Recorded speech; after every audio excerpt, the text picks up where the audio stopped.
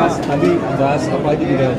Ya, jadi ini adalah rapat perdana yang saya hadiri sebagai Menko Bidang Infrastruktur dan Pembangunan Kewilayahan bersama dengan 6 Menko lainnya.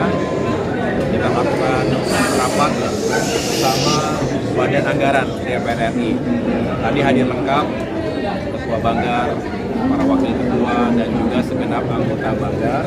Dan dalam forum tersebut tentu kami menyampaikan apa yang menjadi tugas pokok atau fungsi dari Kemenko Infrastruktur dan Pembangunan Kewilayahan yang kita tahu ini adalah Kemenko yang baru.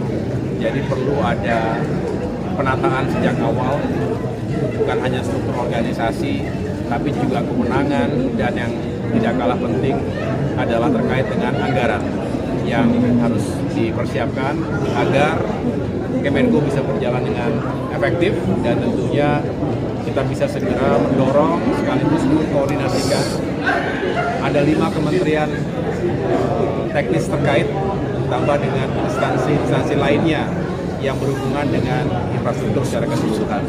Oleh karena itu kami tadi menyampaikan bahwa sebelumnya kan Kemenko Marves, Maritim dan Investasi.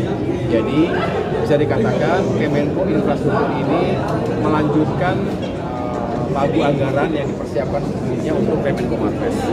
Tentu setelah ada penyesuaian ditambah dengan tugas-tugas yang baru, kami juga mengajukan anggaran tambahan kepada Banggar, dan tentunya tadi secara umum sesuai dengan pagu anggaran yang sudah diketok sebelumnya tahun 2025 tentu tidak ada perubahan lagi, tetapi terkait dengan yang kami ajukan sebagai anggaran belanja tambahan ini mudah-mudahan juga bisa dipertimbangkan, karena memang kami tidak mengada-ngada, hanya fokus pada bagaimana bisa segera bekerja dengan baik.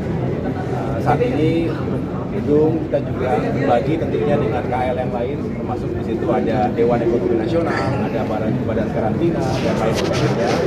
Jadi kami tentunya tidak mengeluh, hanya ingin memastikan bahwa agar bisa bekerja 5 tahun ke depan dengan baik, kami butuh dukungan di awal, dan tentunya ini juga inline dengan semangat kerja cepat dan kerja taktis.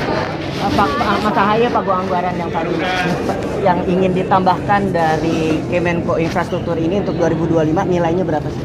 Iya, tambahannya 273 miliar.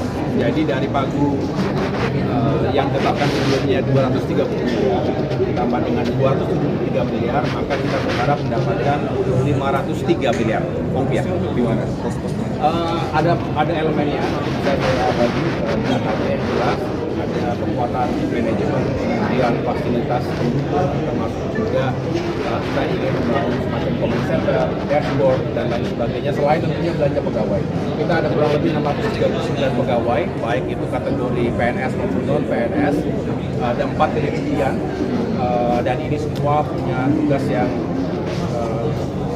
juga tinggi intensitasnya, karena penekanan dari Bapak Presiden Prabowo Subianto bahwa Kemenko Infra ini benar-benar harus bisa mengintegrasikan dan sekaligus melakukan pengawasan yang baik agar semua infrastruktur bisa berdampak langsung pada satu, pertumbuhan ekonomi secara nasional, yang kedua peningkatan kesejahteraan, termasuk juga mengentaskan kemiskinan dan juga mengurangi ketimpangan antar wilayah.